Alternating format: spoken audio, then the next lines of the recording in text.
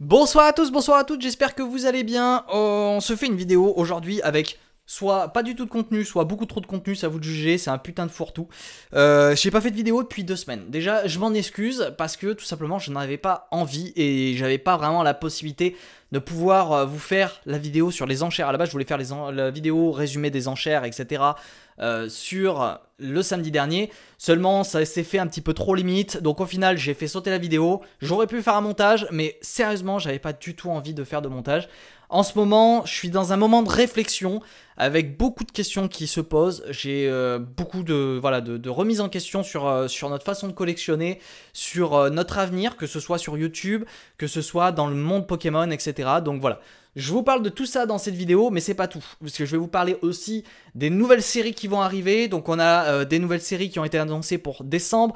Je parle de séries japonaises qui arriveront donc du coup logiquement en France plus tard. On a aussi donc les résultats du live de Beats. Le résultat du concours, je vous expliquerai comment ça va se passer.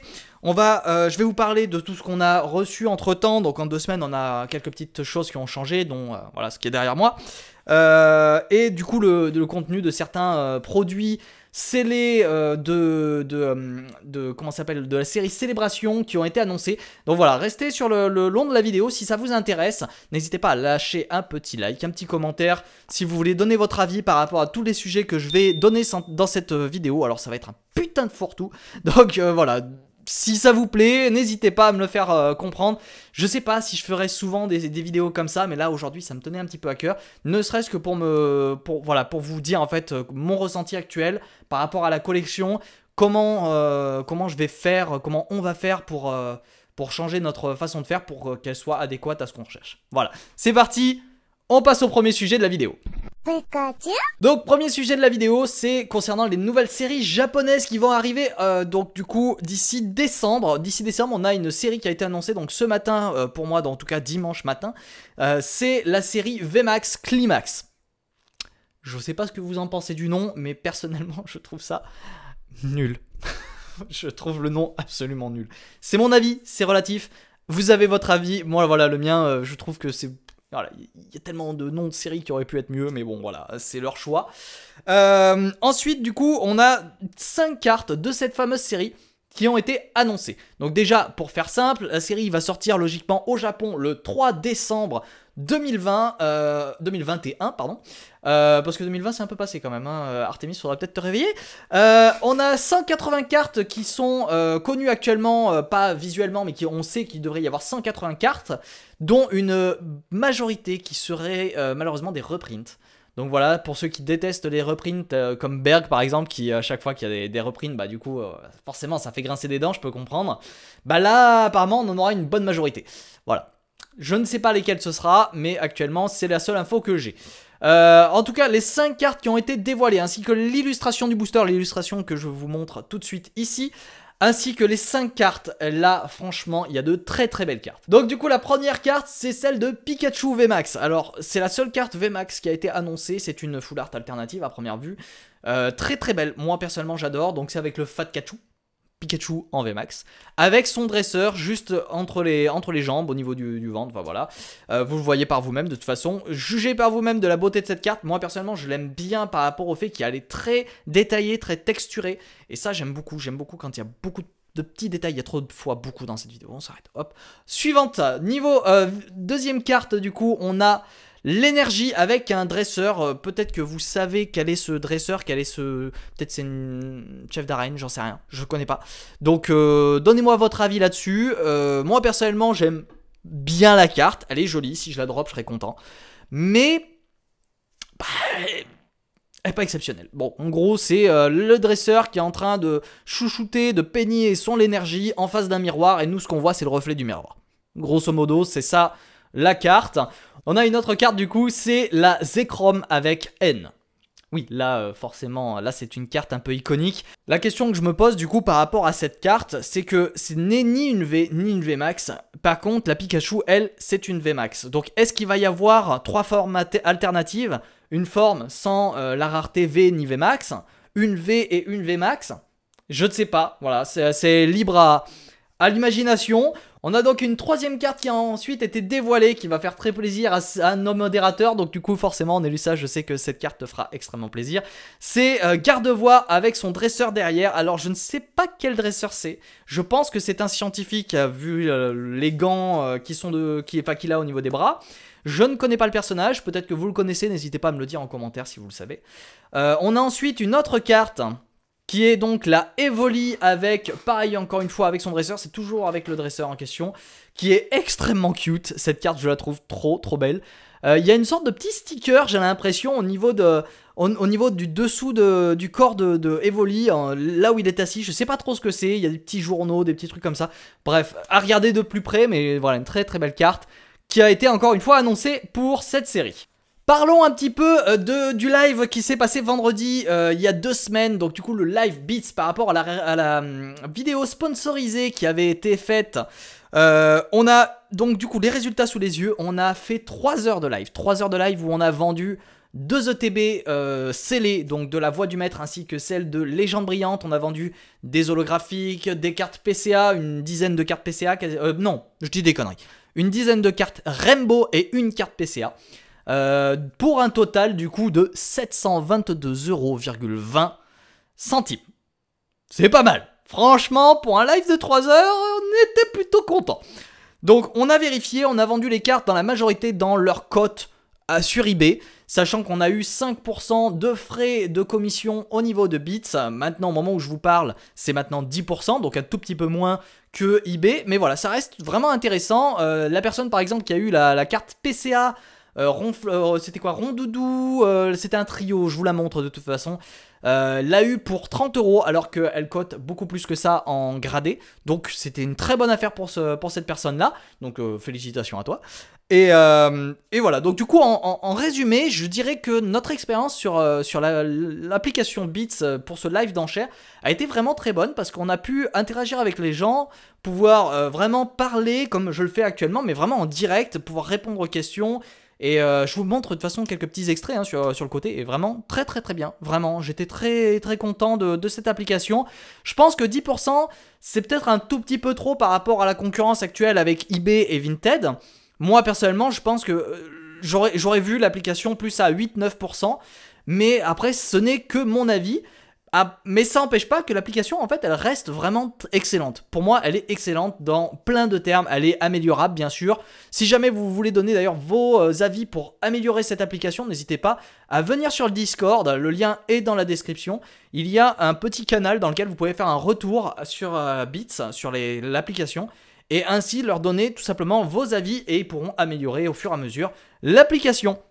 Pour ce qui concerne du coup les résultats du concours, le concours ça va être un petit peu compliqué là de vous le faire maintenant parce que en fait je n'ai pas les noms actuels de ceux qui ont participé. C'est donc l'équipe de Beats qui a tous les noms et ils vont me les donner lundi, voilà. Donc du coup lundi je les reçois, ce qui fait que du coup je propose à ce qu'on fasse un mini direct sur YouTube et je le ferai sûrement en vocal sur Discord en même temps où je vais faire le tirage au sort.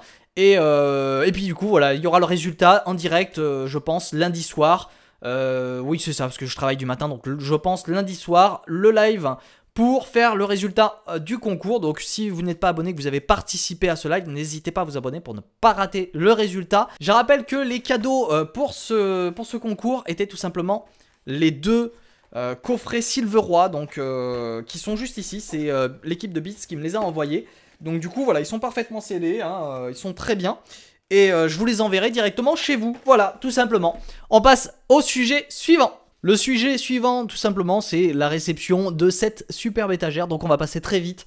Mais comme vous pouvez le voir à l'écran, on a reçu cette étagère, cette mini étagère tout simplement de présentoir de Pokémon que je trouve juste hyper classe, qui a remplacé une de nos étagères en bois et que je trouve beaucoup plus jolie. L'avant-dernier sujet de cette vidéo et pour moi le sujet principal en fait de cette vidéo, c'est le sujet en tout cas qui me tenait le plus à cœur de vous parler. Là du coup on passe sur un mood un petit peu moins dynamique. Comment vous dire ça? En fait depuis quelques temps, ça va faire combien de temps mon cœur? Ça fait 3 mois? Ouais, à peu près. Ouais. Ça fait environ 3 mois que on a une sensation, en fait, depuis qu'on collectionne, donc du coup ces 3 derniers mois, qui n'est pas forcément très agréable. Le résultat, en fait, il est simple. C'est que les prix ont tellement augmenté d'un côté. Et nos charges, en fait, tout simplement nos dépenses, ont augmenté eux aussi. Ce qui fait que du coup, on n'a absolument plus les moyens de pouvoir collectionner tout ce qu'on aime dans Pokémon. Donc actuellement, on a, enfin c'est surtout moi en fait, puisque Rosa achète seulement quelques petites cartes à l'unité de temps en temps, mais la majorité du budget, on va dire 90% du budget, c'est moi qui le mets dans Pokémon. Et disons que là, j'ai ma voiture qui est à réparer très fréquemment. Plein de trucs qui s'enchaînent. Du coup, la voiture m'a coûté dans cette dernière année à peu près 2000 euros. Donc du coup, le résultat est que augmentation du prix des cartes, augmentation des dépenses, fait que tout simplement, je n'ai plus assez d'argent pour me faire plaisir, ni moi, ni Rosa. Donc, on est arrivé à une conclusion très simple. On a descendu le nombre de displays, le nombre de cartes au total de boosters qu'on ouvrait. On est passé de 70-80 boosters ouverts par série en moyenne de l'année dernière à peine 30-40 pour ces dernières séries. Depuis Reine de Glace, on est à peine à 30-40. Et puis je pense que ça va continuer de descendre. C'est-à-dire que là maintenant, on va acheter uniquement les displays. On n'en prend qu'un seul. Donc même pas maintenant c'est un display. On va s'acheter pour nous, pour notre collection, je parle bien, un seul et unique display que l'on va ouvrir. Parce qu'on a encore la chance d'avoir un contact qui nous vend les cartes à des prix qui sont encore corrects. On les a quand même dans des prix, le display on arrive à l'avoir à, le display de tripack je précise, display de tripack on va l'avoir à 160 € contre 200 et des bananes. Donc forcément on n'est pas non plus à plaindre. Là-dessus on n'est pas trop mal.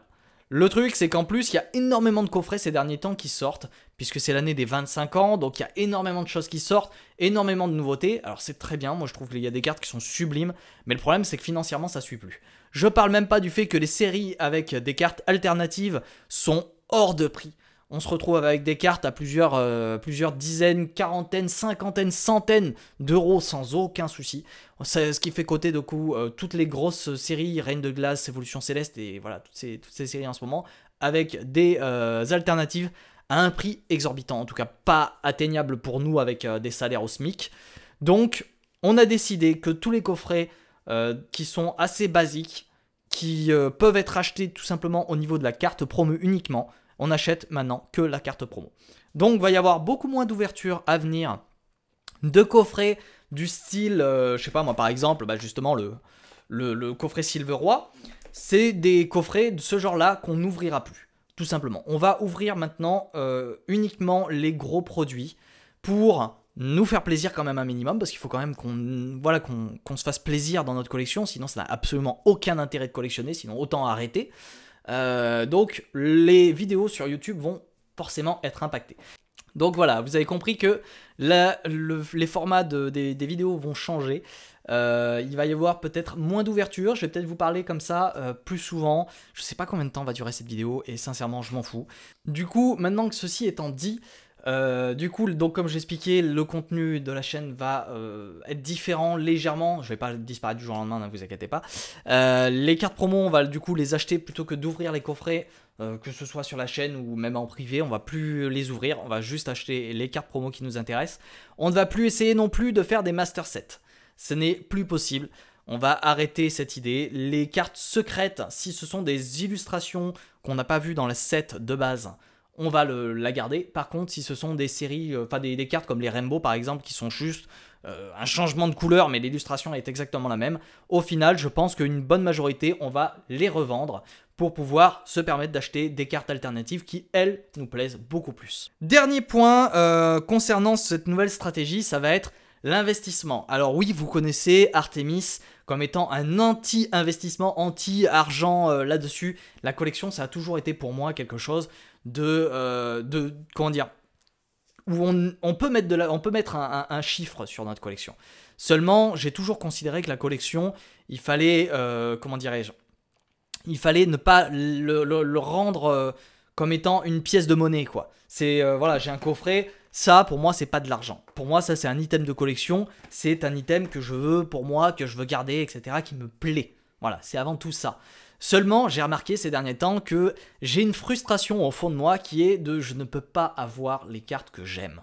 Tout simplement. Les cartes que je voudrais vraiment dans ma collection, les cartes que même les produits scellés, j'aimerais trop pouvoir avoir un display set de base dans les mains, les gars. Tout le monde aimerait ça, ça serait génial. Mais voilà, il faut se rendre à la réalité que c'est hors de prix, que ça sera jamais d'atteinte pour une personne comme nous avec le SMIC. Donc du coup, j'ai dû changer de technique.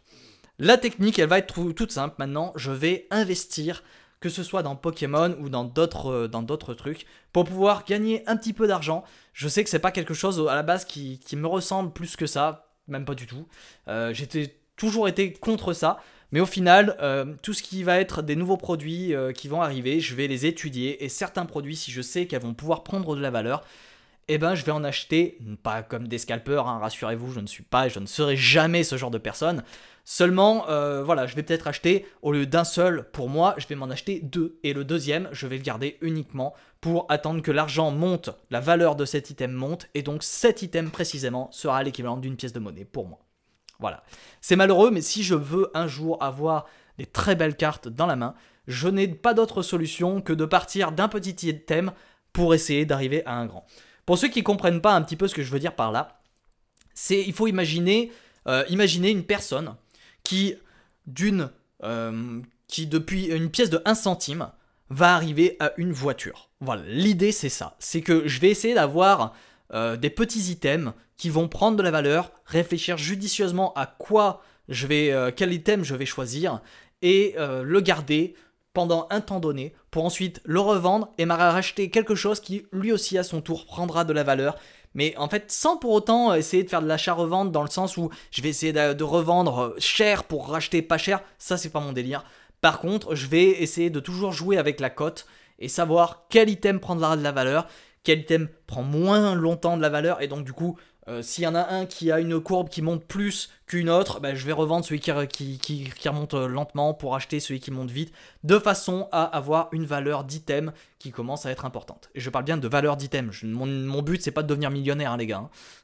Je veux pas devenir millionnaire, c'est pas mon but. Par contre, mon but, c'est clairement de pouvoir un jour me payer, par exemple, pourquoi pas, une Dracofeu, set de base, première édition. Et ça, pour l'instant, j'en suis incapable. Si je me paye ça, je finis à la rue. Donc voilà, c'est aussi simple que ça. Si vous voulez tout simplement suivre cette petite épopée avec les investissements, si c'est un truc qui peut vous intéresser, je sais que dans la communauté qui me suit en général, l'investissement n'est pas du tout le thème. Mais voilà, si c'est un truc dans ce format-là, je parle bien d'investissement pour avoir des meilleurs objets de collection et non de l'investissement pour se faire de la thune, c'est bien différent, je précise. Donc voilà, si vous voulez suivre ça, n'hésitez pas à vous abonner et à lâcher un commentaire, donner votre avis. Je sais que ça va peut-être faire polémique, peut-être que des gens vont pas du tout aimer ça, mais voilà, je ne me sens plus aussi bien que je l'étais quand j'ai commencé la collection. Je me sens frustré par des items que je ne pourrais peut-être jamais avoir. Donc je teste, et le meilleur moyen d'avoir quelque chose, c'est se donner les moyens de l'avoir. C'est aussi simple que ça. Du coup, dernier point de cette vidéo, et on va terminer là-dessus très rapidement, il y a le contenu de l'ETB Premium qui a été dévoilé, donc l'Ultimate Gift. On sait qu'il y a 2 cartes Gold qui seront dedans, ainsi que 2 cartes Steel Metal, je vous les montre voilà sur les côtés. Donc la Pikachu, la Pokéball, ainsi que la Dracofeu et la Pikachu set de base, du coup en version métal. Donc ça, c'est des cartes qui seront présentes dans cette ETB Ultimate Gift, qui va coter logiquement à la revente en prix conseillé entre 150 et 200 euros. Clairement, elle est déjà en train d'exploser en prix parce qu'elle est très très difficile à trouver et les précommandes, il y a des précos qui montent à des prix exorbitants que je trouve complètement aberrants. Mais voilà, les prix sont les prix. Actuellement, moi je vous déconseille de payer plus de 200 euros pour ce genre d'item. Je vous le déconseille fortement. Le temps nous dira si c'est si rare que ça et si j'ai raison d'investir dessus, parce que parmi les investissements que j'ai parlé tout à l'heure, ça va faire partie des items que je vais investir. Je vais pas en acheter non plus des centaines, c'est encore heureux hein, de toute façon, je vais peut-être en avoir 2, voilà tout simplement. Mais ce sont des produits que je vais essayer de garder pour ce projet d'investissement. Il va y avoir aussi le coffret avec la grosse figurine de Pikachu que je vais essayer de garder scellé aussi pour l'investissement à long terme, donc ça sera pas forcément demain que je vais le revendre quoi. Hein. Si je l'achète, c'est dans le but de pouvoir lui faire prendre de la valeur dans peut-être 6 mois, 1 an, 2 ans, 5 ans, 10 ans peut-être. Mais voilà. Donc j'espère en tout cas que cette vidéo vous aura plu, que je sais que ça c'est pas le genre de vidéo qu'on fait habituellement, c'est même complètement hors propos de ce qu'on fait habituellement. Investissement est différent total de notre philosophie de pensée à la base. Seulement voilà, avec la montée des prix, avec la difficulté d'avoir de la collection actuellement, si vous voulez avoir des items qui vous plaisent, soit vous avez un bon salaire, soit vous n'avez pas d'emmerde, mais si vous avez ni un bon salaire, ni et que vous avez des emmerdes en même temps, ah bah c'est pas possible, c'est pas compatible. Voilà. Donc sur ce, j'espère que cette vidéo vous aura quand même plu. N'hésitez pas à dialoguer dans les commentaires, je suis ouvert à toute critique, à tout conseil aussi, parce que si vous avez des conseils autres, si vous avez d'autres solutions, je suis preneur, franchement. Pour tout dire, et ça sera le dernier point de cette vidéo, j'ai hésité à arrêter complètement, parce que bah, ça me frustre tout simplement d'avoir allez, 5 cartes par-ci par-là de temps en temps.